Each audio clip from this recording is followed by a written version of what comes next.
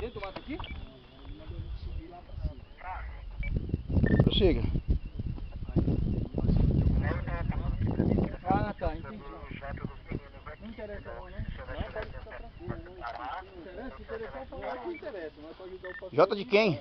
Não, não, pô, não. Não, tem que fazer. Nós já cobrimos aqui, nós temos 2 horas a mais, então nós saímos hoje.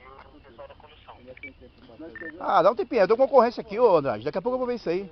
Se for, passa 25 conto pra cada um de condução aí, possível, e depois eu vejo o resto dos meninos aí. Ô, quero saber das minhas bolachas. Levaram as minhas bolachas? Meu, precisa fazer ocorrência? Peixe, tem que ver com os policiais lá, porque pra mim, eu vim pra pegar o carro e sumir daqui. Puta, não acredito, as bolachas tá aqui, mano. Você deu sorte, hein, tio? Que tem um cara aqui que conhece, viu?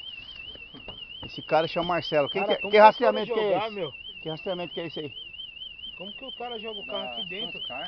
Sascar. Então, eu fiquei olhando também. Como que o cara jogou o Deixa eu carro? descer um pouquinho aqui, peixe. Eu tava lá embaixo. Carro. Os policiais deram uma volta. Abre pra mim, por favor. Deixa eu tirar a foto. Tira. Olha a geladeira, mano. Eu acho que os caras não conseguiram sair com o carro. Pera aí que agora eu vou tirar uma foto.